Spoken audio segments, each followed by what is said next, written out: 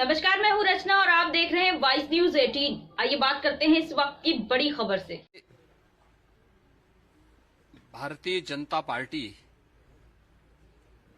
2017 में जब सत्ता में आने के पहले अपना लोक कल्याण संकल्प पत्र जारी किया था, हमने राष्ट्रवाद,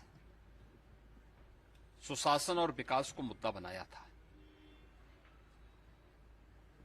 प्रदेश के अंदर उससे पहले वंशवाद और परिवारवाद की जो राजनीति थी, वह न केवल वंशवाद और परिवारवाद को बढ़ावा देकर के प्रदेश के लोगों को का शोषण कर रही थी, यहाँ के गरीबों का, यहाँ के किसानों का, यहाँ के नौजवानों का, बल्कि असुरक्षा का भी एक माहौल प्रदेश के अंदर था।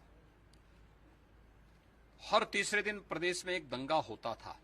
विकास, जब दंगे होंगे, कर्फ्यू लगेगा तो विकास स्वतः ही रुक जाएगा, और जब बेईमानी और भ्रष्टाचार जीन का हिस्सा बन जाएगा तो स्वाभाविक रूप से सुशासन के लक्ष्य को आप दूर दूर तक प्राप्त नहीं कर सकते। ये परिवारवादी, वंशवादी लोग यही करते थे उत्तर प्रदेश के अंदर। पिछले 5 वर्ष के दौरान हम लोगों ने प्रदेश के अंदर सुरक्षा का जो एक बेहतर माहौल दिया, एक भी दंगा न होना, प्रदेश के अंदर बिना भेदभाव के नौजवानों को नौकरी मिलना, हर गांव, हर गरीब, हर किसान, हर नौजवान, हर महिला तक शासन की योजना पहुंचाना, बेटियों की सुरक्षा के लिए एक बेहतर माहौल देना और डेवलपमेंट के बड़े बड़े कार्यों को आगे बढ़ाने का कार्य। पिछली सरकार मान्यवर कांसी राम जी के नाम पर और बाबा साहब अंबेडकर जी के नाम पर बनी हुई संस्थाओं का नामकरण यानी उनका नाम हटा देती थी।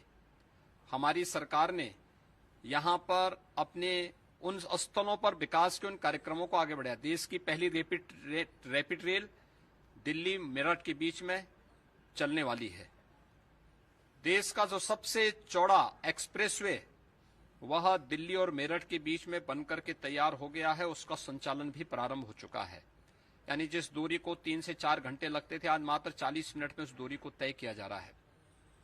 सहारनपुर में मां शाकंभरी के नाम पर विश्वविद्यालय, मेरठ में हॉकी के जादूगर मेजर ध्यानचंद जी के नाम पर स्पोर्ट्स यूनिवर्सिटी, अलीगढ़ में जाट आइकॉन जिन्होंने 1915 में ब्रिटिश कालखंड के दौरान भी भारत की एक स्वायत्त सरकार अफगानिस्तान के अंदर गठित कर दी थी, ऐसे राजा महेंद्र प्रताप सिंह जी के नाम पर एक विश्वविद्यालय की स्थापना।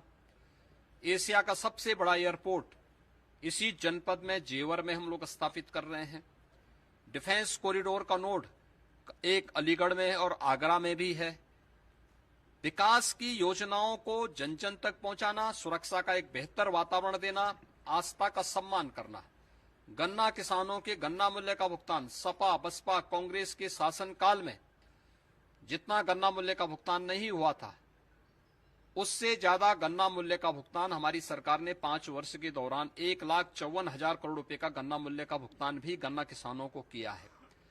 यानी बिना भेदभाव के विकास की योजनाओं को पहुंचाना, भेदभाव रहित पारदर्शी भर्ती की प्रक्रिया को संपन्न करके योजनाओं का लाभ देना और सबका साथ सबके विकास के मंत्र को अंगीकार करते हुए विकास की योजनाओं को मजबूती के साथ आगे बढ़ाने का कार्य हमारी सरकार ने और डबल इंजन की सरकार ने किया है। आपने देखा होगा कि 5 वर्ष तक दंगाई और पेशेवर अपराधी या तो प्रदेश छोड़ के भाग चुके थे या फिर वे जो हैं अपनी बेल रिजेक्ट करके जेलों में जा चुके थे। लेकिन जैसे चुनाव की सुगबुगाहट हुई, समाजवादी पार्टी की पहली सूची किन लोगों को, सहारनपुर के दंगाई, मुजफ्फरनगर के दंगाई, कैराना में हिंदू व्यापारियों के पलायन के लिए जिम्मेदार अपराधियों को, बुलंदशहर और स्याना में, लोनी तक में जिन प्रकार के लोगों को इन्होंने टिकट दिया है, ये चीजें दिखाती हैं कि अपनी आपराधिक मानसिकता, तमंचावादी मानसिकता और माफियावादी मानसिकता से ये राजनीतिक दल, समाजवादी पार्टी हो या कांग्रेस हो, ये उभर नहीं पाई हैं। ये प्रदेश के विकास को बाधित करने के लिए, प्रदेश में फिर से माफियावाद लाने की दिशा से इस प्रकार की शरारतपूर्ण कार्रवाई कर रहे हैं। और इसलिए विकास, सुशासन और राष्ट्रवाद के जिन मुद्दों को लेकर के भारतीय जनता पार्टी 2017 में सत्ता में आई थी, हम लोग फिर इसी संकल्प के साथ जनता जनार्दन के बीच में जा रहे हैं। 2017 में भारतीय जनता पार्टी ने जो कहा वो करके दिखाया। 2022 में 10 मार्च को जब भारतीय जनता पार्टी की सरकार फिर से बनेगी तो भारतीय जनता पार्टी इन्हीं मुद्दों को मजबूती के साथ आगे बढ़ाने का कार्य करेगी। और उसी अभियान को लेकर के मैंने इस बात को कहा। सर, अखिलेश जी भी अब इस बार चुनाव में उतर रहे हैं, उस पर आपको कैसे देखते हैं? देखिए, चुनाव में हर एक व्यक्ति को उतरने का अधिकार है। वे अपनी पार्टी की तरफ से अधिकृत प्रत्याशी बने, ये हमारी भी कामना है, उनको बनना चाहिए।